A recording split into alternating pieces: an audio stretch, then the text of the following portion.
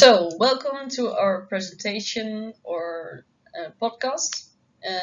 We're going to talk about Harriet, Martineau, and Auguste Comte.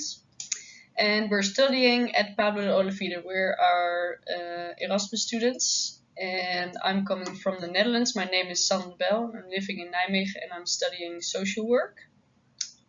And hello as well from me. My name is Christina. I'm usually studying in Frankfurt am Main in Germany, sociology, and also doing an Erasmus in Sevilla. And we need to do a presentation about the founders or the women founders of sociology in Sociología General.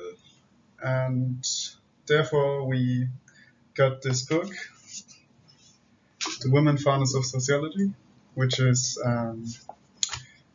the main book of our lecture. So we got the first presentation, which was now, I think, 4 weeks ago. And now we are going to record our presentation. Yes. Have fun. Let's start. So I'm gonna talk a bit about Harriet Martineau. She was the mother of sociologists. She was born in 1802 in Norwich in England, and she was a really interesting woman. She lived in a really big family, and they believed in the unitarism. And that was really cool for her because she got like homeschooling and she got a really good education, because she could like follow their brother. Because Unitarians denied to go to public schools. Yeah, they were against state religion, so they stayed at home for the education. And that's why she really was interested in politics, economics, and sociologists. So then she started to translate and write books, and one of the most important was one of Auguste Comte.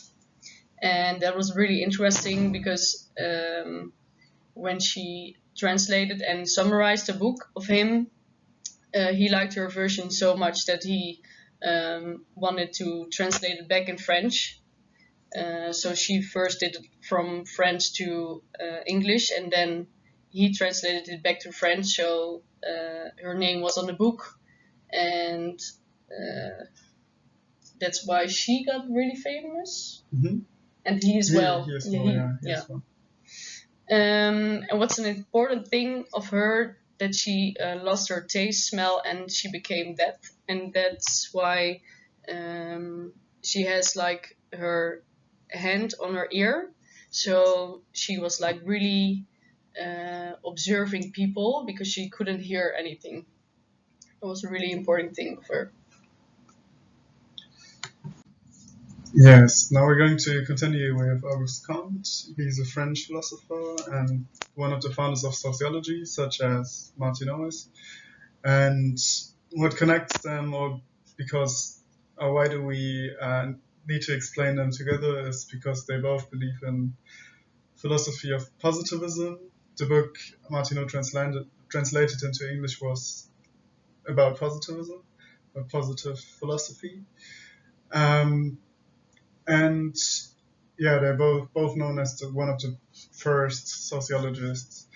Auguste Comte was born in Montpellier, which is in the south of France. He was born into a strict Catholic and monarchist family in the year 1798. He seemed to be a really eccentric and not easy person, which was started to occur early in school. His talent, but also his rejection of external authority, his quick-tempered nature, and his elitist self-assessment. He was really strict towards himself, and he struggled all his life to keep relationship to other people. So he also got divided to his family, in trouble, because he criticized the Catholic religion and the monarchism of the family. He wanted to build a new society based on the religion of humanity. We're going to explain later. He divided his family and emancipated himself through moving to Paris, where he studied at the École Polytechnique, which is an elite university mainly for natural sciences. They really, in that time, which was also connected to Enlightenment and the French Revolution, they really believed that natural sciences could change the world and society. In Paris, he met Saint-Simon, which was a big influence for him in his intellectual development. And he started to believe that social change can only come from scientific base. Not as Marx thought, for example, that social change comes from material and industrial changes, but social change come positively from sciences. So society changes in their thoughts. He also broke to Saint-Simon, his intellectual friend, and built a positive philosophy and a positive politics, which was actually his main goal in life, to be one of the founders of the positive philosophy. We're going to ask a question about what positivism is. So this is how we start. Martineau translated some writings on positive philosophy on the French sociologist Auguste Comte. What is positivism? Yeah, and if you want to pause the video, then you can think about it and read the sentences. And then we will now go to the right answer. B is the right answer. Positivism is a philosophical concept which wants to build societies only on sciences, which work empirically. Sciences such as physics, astronomy, and social physics should influence and build societies instead of humanities based on thinking. So social physics is equal to sociology, and Comte thought that physics, astronomy as the biggest science, physics, and social physics should create the new society. And yeah, that's why you call him the founder of sociology. We're going to explain what social physics are by this quote. As I study sociology in German, I read a book about Comte in German. And I want to quote in German first, and then I'm going to translate into English if you want to see it in English. So he said, social physics are: ein Organ oder eine Funktion ist ohne das ganze Lebewesen nicht zu erklären. Dies gilt ebenso für die einzelnen sozialen Phänomene in ihrem Verhältnis zum Ganzen der Gesellschaft, und zwar nicht nur horizontal für bestimmte Räume und Epochen, sondern auch vertikal für die geschichtliche Entwicklung. Translated, you can also read it translated. So he thought that societies can only be explained by make researches on them historically. So societies are dependent on what humans and society in the past did. And societies are not only a construct out of individuals, so it's not only Sanne and me and we can do our own thing, as some people might say, but society is a collective, and the collective affects the individual really strong. For example, in Spain, people do siesta, and in Holland and Germany, they don't do siesta, so society is even affecting biological habits, such as sleeping. Um, so as I said, the sociology or social physics should play one of the biggest role in reorganization of the society.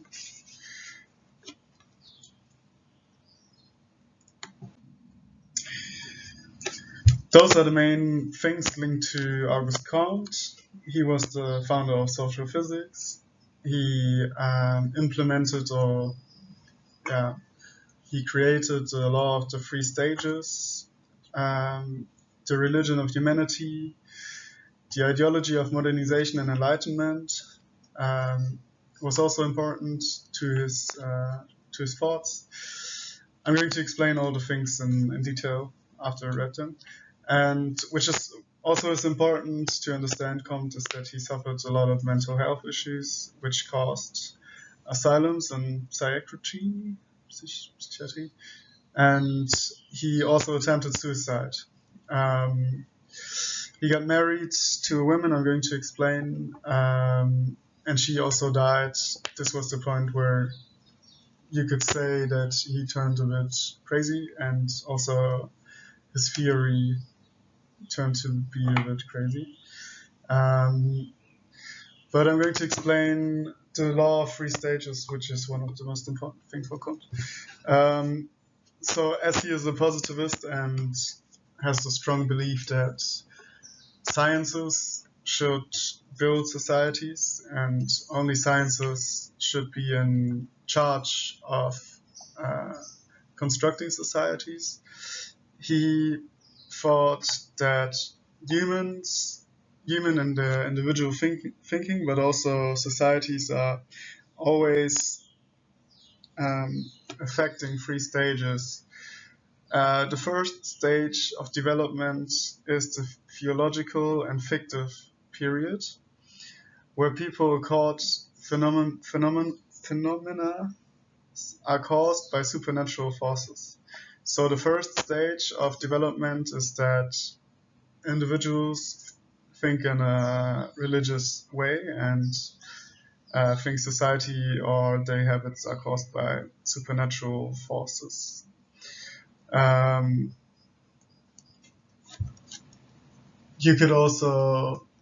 This could also be maybe linked to the COVID crisis, where people thought things such as virus are God-given, or the second phase is the metaphysical period, in which abstract entities, not something like a god, determine the phenomena. So not an abstract and not touchable things such as God, but abstract entities, for example, in linked to the COVID crisis, Bill Gates was an abstract entity which affected how societies develop. And the third phase is the positive period, where humans, but also societies should end in, where human mind is structured by only pure factuality, sciences, and knowledge produced by sciences, and sciences should only work empirically. So it's not humanities such as older philosophy, which builds society, but only empiric sciences. As well, he says not only humanity, societies, individuals, but also diseases work in that way in those three periods. The next thing I'm going to tell about is the religion of humanity, which Auguste Comte built. I think he's most famous for the law of three stages and the social physics, but he's also famous for the religion of humanity, which is the religion based on social physics, which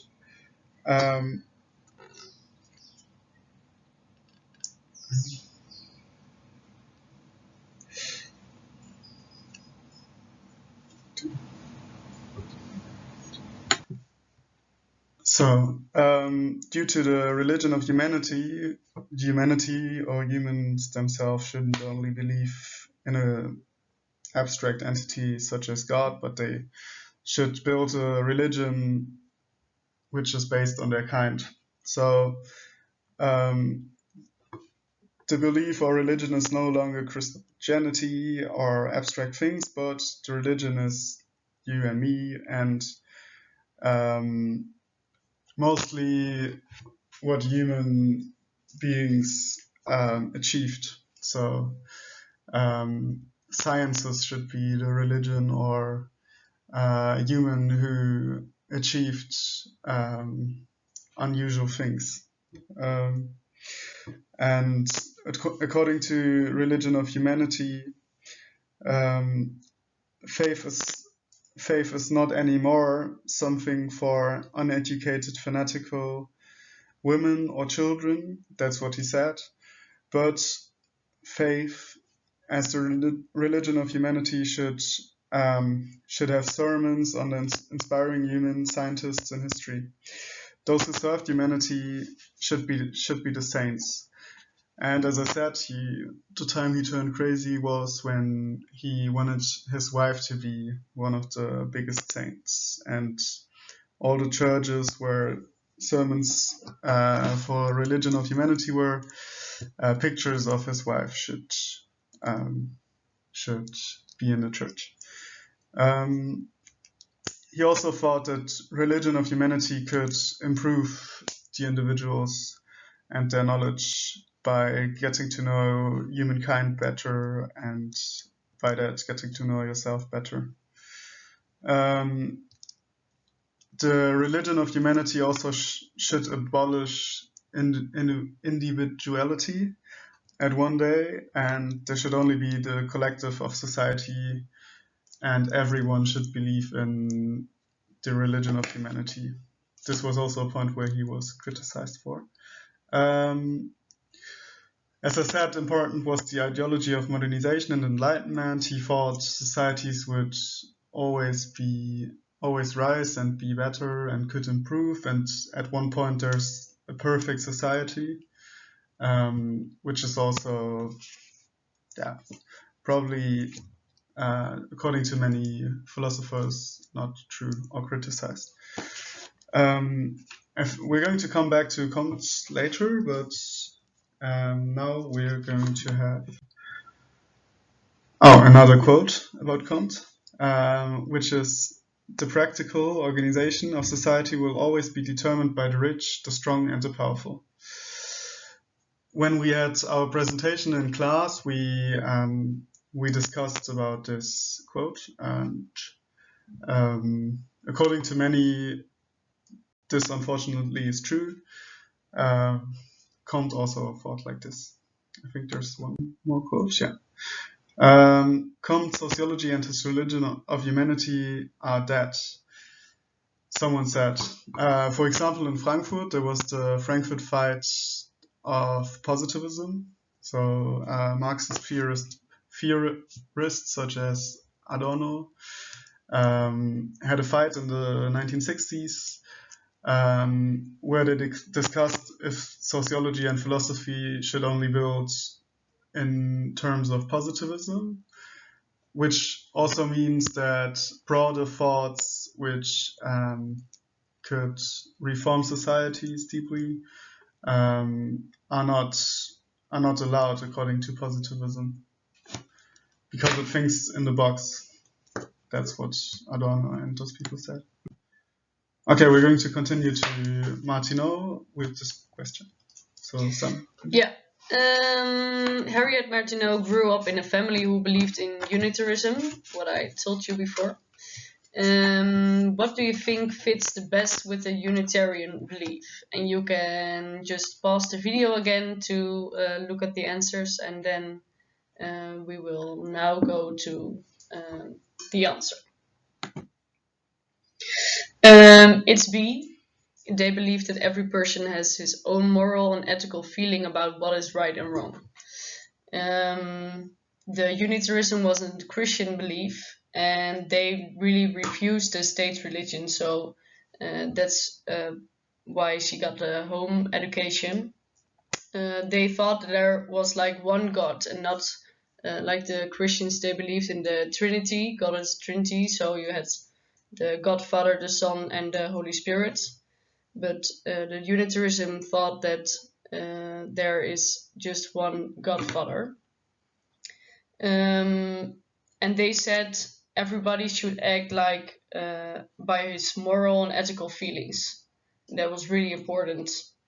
So then you could know what is right or wrong, and not because you can rely on the God.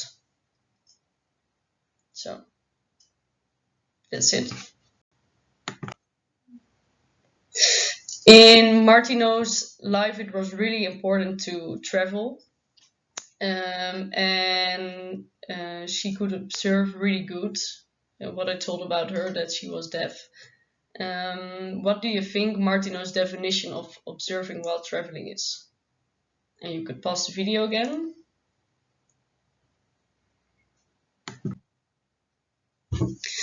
Martineau said you have to observe by communicating with different social statuses of society and focus on religion, values, family and generations, freedom, progress, and discourse. Maybe we also talked in class, I think, that programs such as Erasmus are maybe also based on the thought that you should observe in another society and should be confronted by different cultures. So this Martineau could also just be interesting for people who are interested in traveling or living in different cultures. Yeah, exactly. And what she said about that was that sociologists, while they were traveling, not just observe people and culture, and they also had to help and benefit the communities. That was really important. So, for example, we are going to school in Polygono Sur, and we could just sit there and observe the children. It's like a primary school, or we could help the teachers and give the children something of our culture, and switch it with each other and observe better or by like benefiting the classes. So when she traveled, she talked with many people from different kinds of social statuses, and then she got like really popular. So she also could like talk with the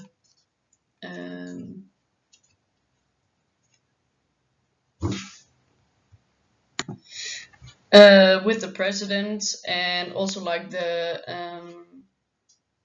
so the different levels of social statuses. So also the poor people with the president, and it was really important for her to get like the different views on the society. Yeah, she in many articles they wrote that Martineau was really famous in England and also in the United States when she lived, and she was an important voice for the development of English politics and society. She also tried to explain political economy to the people. So she wrote a few books which were easy to understand about political economy, and she claimed that slavery is unjust and bad, what caused that she couldn't enter the United States, or she had to leave also. Yeah. And for Martineau, it was really important to travel because she thought like it was the best way to develop your thinking. And she thought like humans are constantly changing because of the experiences in their life. And while traveling, it was really, you have like a lot of experiences. So, it was really important for her. Okay, so we're going to continue with another question. Due to Martineau, how do societies discipline and control individuals? You can just read the possibilities of answer. The correct answer is C. Humans are disciplined by educational system and public opinion systems such as the press, political government, pronouncement, or daily rituals which define norms when they contradict the norm. This is just an important or really basic question in sociology, how societies form individuals, and which was also important when we had the presentation in real life in class, was that I think the most important thing for sociology is to explain that there's such a thing as sociology, and people stop thinking just do it different, you can decide. So you cannot only do everything different. You are born into the societies, and there are a lot of mechanisms which you can read in books about sociologies, which discipline people and human beings. And also Martineau and also Comte wrote about that. Yeah, so we have another question. Why is there a difference between men and women according to Harriet Martineau? Press pause again if you want to read the possibilities. The correct answer is C. Because society is giving women indulgence instead of justice. Yeah. So what she said was society was kind of spoiling women because they didn't count a woman in the society. So she said women are only staying at home, taking care of children, are supposed to be married, take care of the house, and she was like totally not agreeing with this, because she said, yeah, I want women to be they are smart, so they can join the society, and they can do a lot more than the society said. Yeah, we also brought a quote of Martineau, which is saying, woman's intellect is confined, her morals are crushed, her weakness encouraged, and her strength is punished. So societies or the patriarchy, the men in power in society, they push every effort and every movement of women back by pushing them, for example, into marriage. Yeah, we have like another quote for it. That's here. The sum and substance of female education in America, as in England, is training women to consider marriage as the sole object in life and to pretend that they do not think so. I also wrote something about this, which is that men say that they want to protect women by pushing them into marriage, or it's just not safe for women to be outside in the night, or women should. It's way more complex, but women should wear scarves for. There are also many other reasons, but women should wear scarves for protecting them from other men. So men are trying to suppress women by many things, try to keep them in housework, and marriage, according to Martineau, is one of the effective ways of controlling women. But women are also, in a sociological way of thinking, are also pushed into marriage. So you could say, okay, just do it different, but of course it's nice to do it different, and society start to change in the best case, but women needed to marry to survive in society. Mm-hmm. Yeah, she was really against it. She wanted them to be equal and not that the men were more important than a woman. And in her time, I think it was not allowed for, at least in Germany, it was not allowed for women to vote. and it was not allowed for women to contribute in sciences such as theology. So they needed to marriage to survive and to survive physically. Yeah, and she proved with all her knowledge and how smart she was, and with all her books, how smart woman can be. So, yeah, I think she was a really interesting, important woman in that time. So we're going to show you the quotes, the sources. Yeah. Of our presentation now.